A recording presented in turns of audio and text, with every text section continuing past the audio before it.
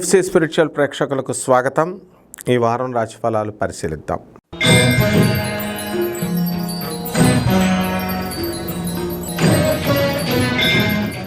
కర్కాటక రాశి ఈ యొక్క గ్రహస్థితిని మనం చూసుకున్నప్పుడు బుధ, శుక్ర,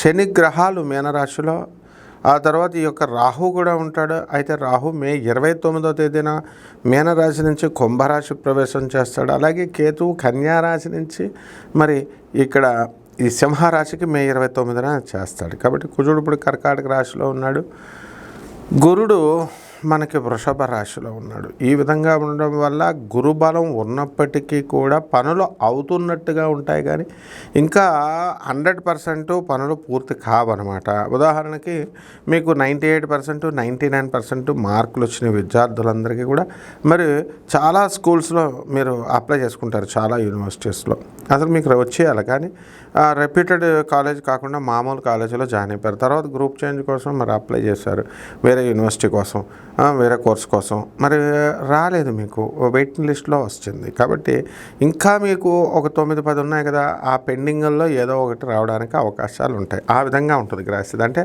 అట్ ఏ టైం వెంటనే మనకి వచ్చేయడం అనేటటువంటిది ఈ కర్కాటక రాశి వాళ్ళకి ఏ వృత్తిలో ఉన్నా సరే వాళ్ళకి రాదు అదృష్టము.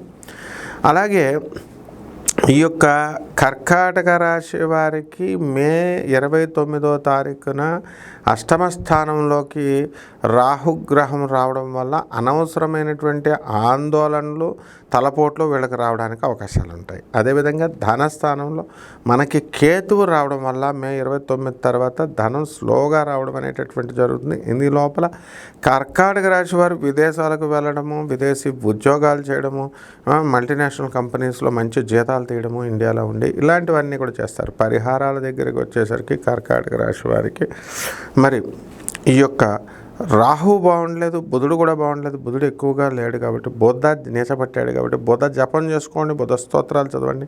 బుధుడికి కిలోంపావు మినుముల్ని ఆ యొక్క పచ్చ రంగు వస్త్రాన్ని ఇచ్చి పేద బ్రాహ్మణులకి మరి చక్కగా మీరు బుధవారం నాడు మీరు దానం చేసుకోవాలా ఉదయం 7 గంటలకి. అలాగే దశ మహావిద్యల్లో ఒకటైనటువంటి మనము అమ్మవారు లింగ భైరవి లేదా త్రిపుర భైరవి అమ్మవారి యొక్క హోమాన్ని మీ ఇళ్లల్లో జరిపించుకోవడం ద్వారా అద్భుతమైనటువంటి ఫలితాలు లభిస్తాయి. శుభమస్తు.